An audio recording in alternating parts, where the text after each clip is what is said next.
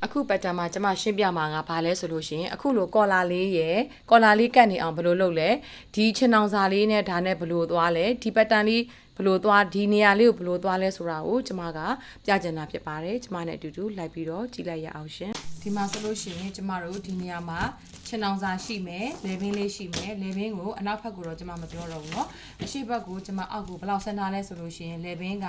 ကော်လာပါပေမဲ့နည်းနည်းလေးကြည်ကြည်လေးဖြစ်ချင်တဲ့အတွက်ကြောင့်မလို့တစ်ဖက်ကိုအောက်ကို 1.5 ယူတယ်အပေါ်ကိုလည်းကျမ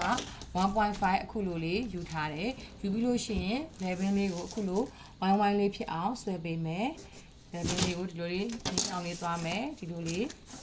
လေဘင်းလေးကိုနည်းနည်းလေးဒီပြေလေးသွားထားပေးမယ်ပြီးလို့ရှိရင်ဒါကကော်လာဆွဲမှာဖြစ်တဲ့အတွက်ကျမတို့ဒီကော်လာဒီလေဘင်းလေးအရှိလေဘင်းနဲ့အနောက်လေဘင်းကိုကျမတို့တိုင်းထားရမယ်ပြီးတော့ဒီနေရာမှာချင်အောင်စာပါတယ်เนาะလက်ဖောင်းဖြစ်တာဖြစ်တဲ့အတွက်လက်မောင်းတဲကိုလည်းကျမတို့1လောက်ကလေးဒီလိုလေးဝင်ထားမယ်ကဲချင်အောင်စာကိုကာကြီးကွေးဆွဲမယ်ဆိုဒီကနေပြီးတော့73 74 55လောက်ကလေးသွားပေးမှာပဲပို့ပြီးတော့လှတာဖြစ်ပါတယ်ကာကြီးကွေးလေးကကဲအဲ့ဆိုရင်ကျမတို့မှာကာကြီးကွေးလေးကိုနက်နက်ကလေးဆွဲရင်ပို့လှတယ်เนาะကာကြီးကွေးလေးနဲ့ကလေးဒါမျိုးလေးဆွဲပေးမယ်ဒါလေးကသူ့ရဲ့ဂျိုင်းလေးရှိမယ်เนาะဒါလေးကသူ့ရဲ့ဂျိုင်းလေးလိုလေးရှိလိမ့်မယ်ဒါကျမတို့က expert pattern နဲ့ဆွဲတာဖြစ်တဲ့အတွက်ဒီမျိုးလေးသွားမယ်ကဲအဲ့ဒါဆိုရင်ကျမတို့ဒီနေရာမှာဘယ်လိုစားမလဲဆိုတာလာမယ်เนาะဒါကရေကူးတောက်ဖြစ်တာဖြစ်တဲ့အတွက်ကျမတို့ဒီနေရာမှာသူ့ရဲ့ထောက်ကလေးလာမယ်ရေကူးတောက်ဆွဲနည်းကိုတော့ကျမမပြောတော့ဘူးเนาะရေကူးတောက်ကတော့သူကနဲ့သူလှအောင်လေးဆွဲပေးမယ်ကျမရဲ့ဆွဲနည်းကတော့ဒီကနေပြီးတော့7 cm လောက်ကလေးဆင်းတယ်အပြင်ကိုဒီဘက်ကို1လေးထွက်မယ်1လေးထွက်မယ်အဲ့လောက်အနေထားလေးနဲ့ကျမရင်ကို white ပြီးတော့ပေခွေးလေးကိုအခုလိုကင်ပြီးတော့ကျမဆွဲပါတယ်ဆွဲနည်းတွေအများကြီးကောင်းတာရှိတယ်ကိုအဆင်ပြေတဲ့နီးလန်းလေးကိုကိုကသုံးလို့ရပါတယ်ကဲအဲ့ဆိုကျမယူတော့လူလေးဆွဲလိုက်ပြီးဆွဲပြီဆိုလို့ရှိရင်ဒီနေရာဓာတ်တွေဟမနေအောင်ဘယ်လိုဆွဲမလဲဒီနေရာမှာကျမအနည်းဆုံး2 cm လေးစားပေးမယ်တစ်ဖက်ကို1ရင်ချင်းဒီထက်ပိုပြီးတော့စားပေးရမှာဖြစ်ပါတယ်ဒီနေရာမှာစားပေးပဲကျမတို့ဒီမှာဓာတ်ရပါကြီးလဲဆိုဓာတ်ရချင်အောင်စာကြီးချင်အောင်စာဖြစ်တဲ့အတွက်ချင်အောင်စာနဲ့ပြန်တွဲတဲ့အခါမှာသူ့ကိုစားပြီးသူ့ကိုမစားရင်သူကကြီးနေမှာဖြစ်တဲ့အတွက်ကျမတို့ချင်အောင်စာနေရာမှာကျမတို့ဒီလိုလေးပြန်စားပေးမယ်ချင်အောင်စာကိုကျမတို့ပြန်ပြီးတော့ဒီလိုမျိုးပြန်ချုပ်ပေ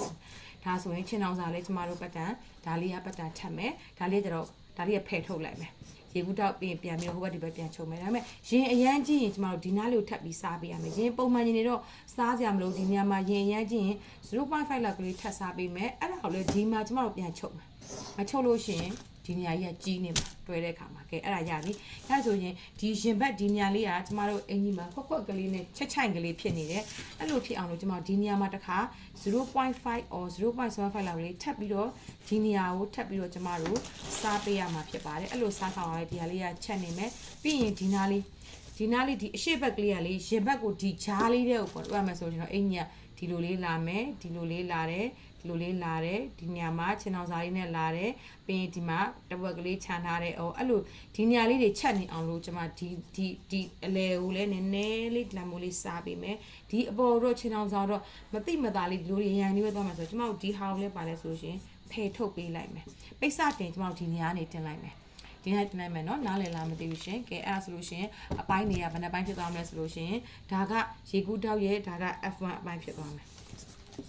ဒါက F1 ဖြစ်မယ်ဒါလေးကရေကူးတောက်ရဲ့ F2 အပိုင်းလေးဖြစ်မယ်ဒီတောက်ကလေးပါလို့မှဆိုရင်ထပ်ပေးရမယ်ဒါလေးကဘာလဲဆိုရင်ဒါလေးကကျတော့ချင်အောင်စာအပိုင်းလေးဖြစ်သွားမယ်ဒီတိနားလည်လိမ့်မယ်เนาะဒီတိကြပြီဆိုကျွန်မခုနပြောတဲ့ဒီလိုမျိုးတင်ထားတဲ့အပိုင်းကလေးပေါ့အဲ့ဒီအပိုင်းလေးကြာကျမဘယ်လိုသွားမလဲအဲ့မှာကျမတို့ကချုပ်နီးမှာကြတော့ဒီဟာကိုကျမတို့အရင်ဆုံးအပြည့်ရေကူးတောက်ကိုအောက်မှာရင်ကန်ကိုအပြည့်ထားပြီးမှပဲဒီမှာချင်အောင်စာနဲ့တွဲထားမယ်ရင်ကန်အပြည့်ထားပြီးမှကျမတို့ဒီပေါ်မှာအဲ့ဒီခုနတုန်းကကျမတင်ထားတဲ့အမဲလေးကိုစီကုတ်လေးနဲ့လှုပ်ထားတဲ့အမဲလေးကိုကျမတို့လှအောင်ဒီမှာဒါမိုးလေးတင်အခုကျမဆွဲတဲ့အတိုင်းလေးဒါမိုးလေးတင်ထားလိုက်တာဒါကခုနအပိုင်းလေးကိုကျမတို့တင်တဲ့အပိုင်းလေးပေါ့နော်ဒါအမဲအဖက်ကလေးကိုကျမတို့ဒီမှာတက်ကိုတင်ပြီးတော့ကျမတို့ဒီမှာလက်ချုပ်ကလေးနဲ့ပြန်ပြီးတော့သွားထားတဲ့အပိုင်းဖြစ်ပါတယ်ဒီနေရာမှာကျတော့ကျမတို့ဘယ်လိုတွေစားရမလဲဆိုတော့ဒီဟာကိုလည်းစားပေးရမယ်မစားလို့မရအောင်ဒီဟာဆိုလို့ရှိရင်ဒီဟာကြီးကဘာလဲဆိုရင်ပတ်တန်လေးကိုခွဲမြင်ပေးပါဒါကခုနကရိုးရင်ကန်ဆွဲတာဒါကအပေါ်မှာခုနကဒီလိုအဖက်ကလေးအမဲရောင်လေးဒီလိုလေးတင်ထားတဲ့အပိုင်းလေးကိုပြောနေတာเนาะဒီပိုင်းမှာဆိုလို့ရှိရင်ကျမတို့ဓာတ်တွေကိုထပ်ပေးရမယ်ဒီတိုင်းအပြလိုက်ကြီးသွားတင်လို့ရှိရင်ပိတ်စမှာကြတော့ဖောင်းနေမှာဖြစ်တယ်ကျွန်တော်ဒီနေရာကိုစားပေးမယ်တခါ ဒီနေရာလေးလည်းကျမတို့ဒီလိုလေးစားပေးမယ်ကျမတို့အပေါ်မှာတင်တဲ့အပိုင်းကိုတော့မှကျမတို့အခုလိုလေးဓာတ်ကလေးထည့်ပြီးတော့စားပေးမယ်စားတယ်ဆိုတာကပတ်တန်ကိုထပ်တယ်ပေါ့ဆိုလိုချင်တာကသူထောင်မဲ့နေရာတွေကိုမထောင်အောင်ကျမတို့ပတ်တန်တွေကိုအခုလိုမျိုးလေးထပ်ပြီးတော့ဒါပတ်တန်ထပ်နေရနော်အောက်ကဒါကျမရဲ့ဒီပတ်တန်ပြပြမှုอ่ะဆိုရင်ဒီအခုမှ beginner တယောက်အနေနဲ့ဆိုလို့ရှိရင်တော့နားလည်ဖို့နည်းနည်းလေးသူခက်ခဲလိမ့်မယ်အသိအတင်လေးပတ်တန်ရဲ့သဘောတရားကိုနားလည်တဲ့သူဆိုရင်ဒီနှစ်ပိုင်းကိုသူခွဲပြီးတော့မြင်လိမ့်မယ်เนาะဆိုတော့ကျမကဒါကအောက်ကရေကူးအောက်ကရင်ကန်လေးကဒီလိုလေးရှိမယ်ဒါကအပေါ်ကကျမခုနကတော့တင်ပြီးတော့ချုပ်ထားတဲ့ဥစ္စာဖြစ်တယ်အဲ့မှာဆိုရင်ကျမတို့ဒီတောက်ကိုထပ်ပေးမယ်ဒီနေရာလေးကကျမတို့ပတ်တန်အရာထပ်ပေးမယ်ပြီးမှပဲပိတ်စာကိုအလှတင်မယ်ထက်ချင်းအပြင်ခန္ဓာကိုယ်မှာတင်တဲ့အခါမှာထောင်နေရတွေပါမဖြစ်တော့ဘူးအဲ့အတိုင်းကျမတို့သွားထားတာဖြစ်ပါတယ်ကဲအဲ့ဒါပြီးလို့ရှိရင်ကျမတို့ဒါကပြီးသွားပြီပြီးဆိုရင်ကျမကော်လာဆွဲတဲ့အပိုင်းကိုသွားမယ်ကော်လာဆွဲတာကိုကျမကအတိုင်းအတာထက်ဆိုင်ကျမသဘောပြလေးကိုပဲပြောလိုက်တော့မှာနော်ကော်လာကဘယ်လိုသွားမလဲဆိုရင်ဒါကအရှိလေပင်နဲ့အနောက်လေပင်ပေါင်းခြင်းဖြစ်တယ်အရှိလေအနောက်လေပေါင်းခြင်းဖြစ်တယ်ဒီမှာဆိုကျမတို့ကော်လာရဲ့အနေထားဆိုကျမ3.5ထက်ကျမပိုမယူဘူးเนาะ3.5 ယူမယ်ဒီဘက်ကိုじゃကျမ3ပဲယူလိုက်မယ်ဒါကကော်လာတစ်ခုအစင်ပြေတဲ့ပုံစံမျိုးလေးပေါ့เนาะဒီကနေပြီးတော့ကျမတို့ဘလောက်ဝင်မလဲဘလောက်တက်မလဲဆိုရင်အပေါ်ကိုဒါက1 cm တက်ပေးမယ်เนาะတက်ပြီးပြီဆိုလို့ရှိရင်ဒီကနေပြီးတော့အခုဒီအရှိ level နဲ့အနောက် level ပေါင်းတာကိုကျမတို့3ပုံလေးပုံပေးမယ်3ပုံပုံပြီးလို့ရှိရင်ဒီကနေ1မဲတက်အောင်เนาะ1တက်မယ်1တက်ပြီးသူနဲ့အခုလိုမျိုးလေးပြန်ပြီးတော့ထိပေးမယ်ထိပြီးဒီကနေကော်လာဖြစ်တဲ့အတွက်ကျမတို့တောက်မှန်ကိုဘယ်လောက်တက်မလဲဆိုလို့ရှိရင်3 cm လေးတောက်မှန်လေးတက်ပေးမယ်3 cm တောက်မှန်လေးဒီကနေပြီးတော့လေးတက်ပေးမယ်တက်ပြီးဆိုရင်အထဲကိုတောက်မှန်မယ်0.5ပဲသွားပေးမယ်ဒါကော်လာ level လေးကိုထိတ်ကိုကတ်နေအောင်လို့သွားပေးတာချင်းဖြစ်ပါတယ်ပြီးပြီဆိုရင်ကျမတို့ဒါလေးနဲ့ဒီလိုသွားပြီးတော့ဒီနေရာလေးကိုကျမတို့အဆင်ပြေသလိုပဲဖြစ်ဖြစ်ပေကွေးလေးနဲ့ဒီလိုလေးဝိုက်ပြီးတော့ယူပေးကျမပေကွေးတော့မသုံးတော့ဘူးကဲအဲ့ဆိုဒါလေးကကော်လာလေးကပြီးသွားပြီခုနကတော့ဆွဲတယ်ကောဒါပေမဲ့ကော်လာတွေမှာလဲတိုင်းလေးမှာကော်လာလေးကဒီလိုလဲတိုင်းလေးမှာဒီလိုလေးကတ်နေအောင်ဘယ်လိုတွေသွားလဲဆိုတာကိုကျမကပြောပြမယ်တချို့ကော်လာတွေကလဲမှာဒီလိုထောင်နေရရှိတယ်အဲ့လိုမထောင်နေအောင်ဘယ်လိုသွားလဲဆိုတာကိုကျမပြပြမယ်ဒီနေရာလေးကိုကျမတို့ 0.5 လောက်ကလေးနည်းနည်းလေးစားမယ်ဒီနေရာလေးကိုလည်းကျမတစ်ဖက်ကို 0.25 လောက်ထိစားမယ်ဒီနေရာလေးကိုလည်းအဲ့လိုလေး 0.5 လောက်စားမယ်ဒါလေးကဘာလဲဆိုရင်ဒီနေရာရဲ့တန်ဖိုးမပြောင်းဒီအပေါ်မှာဒီ level မှာကတ်နေမယ်ဒီအပိုင်းလေးတွေ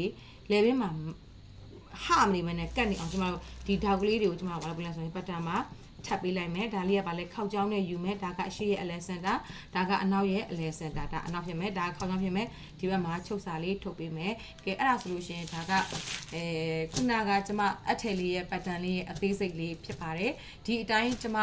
နဲ့အတူတူလိုက်ပြီးတော့လေ့လာကြည့်ပါရင်ကန်နေဆွဲတဲ့အခါမှာလိုက်ပြီးတော့လေ့လာကြည့်ပါကျမချုပ်တဲ့အပိုင်းလေးတစ်ချက်လောက်ကျမပြောပြချင်ပါတယ်ရှင်ချုပ်တဲ့အပိုင်းမှာကြတော့ဒါခုနကကျမချင်းအောင်စားကိုစားထားလို့ချင်းအောင်စားနဲ့သူနဲ့တပြေးညီဖြစ်နေတာကဲများသူ့မှာပဲတောက်ထိုးပြီးသူ့မှာဒါတောက်မထက်ခဲ့ဘူးဆိုကျမတို့ဒီနေရာမှာချင်းအောင်စားနဲ့တွေ့တဲ့အခါမှာချင်းအောင်စားကြီးကပိုနေကျမတို့ဘေးကိုယူပြီးတော့ညှက်ထုတ်ရရင်တခါတလေအညှက်တာလွဲရင်ဒီနေရာမှာလှိုင်းနေပါလေထက်တက်တာဖြစ်တယ်ခုနပြောတာဒီဥစ္စာအောက်မှာရင်ကန်တက်တက်ကဒါအပြည့်ရှိတယ်ဒါကျမအပေါ်တင်ပြီးတော့လက်ချုပ်ကလေးနဲ့ထိန်းထားတာဖြစ်ပါတယ်ရင်ကန်တက်ဒီမှာအောက်မှာရင်ကန်ရှိတယ်ဒီကအပေါ်လက်ချုပ်လေးနဲ့ထိန်းထားပြီးတော့ဒီနေရာမှာခရစ်စတယ်လေးတွေနဲ့အလှဆန္ဒဖြစ်ပါတယ်ဒီနေရာလေးမှာလည်းဒီလိုလေးဓာတ်ကလေးတွေလှမ်းလှမ်းပြီးတော့ထပ်ပေးရတယ်မထပ်ရင်ကျမဓာကြီးကဖောင်းပြီးတော့ဒီမှာရှည်ကြနေမယ်အဲ့လိုမဖြစ်ရအောင်ကျမတို့ဓာတ်တွေကိုထပ်ပေးရတယ်เนาะအဲ့လိုတွေထပ်ပေးရတာဖြစ်ပါတယ်ဒါလေးကတော့ကျမတက်ဖွန်မီလေးနဲ့အလှဆန္ဒဖြစ်ပါတယ်လဲတိုင်းလေးဒီမှာလဲတိုင်းလေးတွက်နေသူဘာဖြစ်လဲ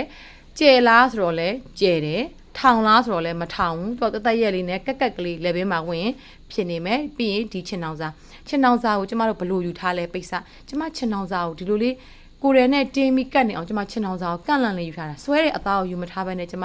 ကန့်လန့်သားလေးကိုယူပြီးတော့အခုလိုလေးချုပ်ထားတာဖြစ်ပါတယ်ဒါကတော့ကျမရဲ့ဒီပတ်တန်မျှဝေမှုနဲ့ချုပ်နီးလေးတွေပါဒါကဘေကရာတယောက်အနေနဲ့နားလည်ဖို့နည်းနည်းလေးခက်ခဲလိုအပ်နေလိမ့်မယ်ပတ်တန်တွေကိုအထိုက်အလျောက်နားလည်တဲ့သူတယောက်ဆိုလို့ရှိရင်တော့ကျမပြပြတဲ့ပတ်တန်လေးတွေကိုသူနားလည်သဘောပေါက်မှာဖြစ်ပါတယ်ဒါလေးကအားလုံးလေးလာသင်ယူခြင်းအပြင်ဘဝရဲ့အခြေအနေကိုကုံဆုံးနိုင်ပါစေအားလုံးကျေးဇူးတင်ပါတယ်ရှင်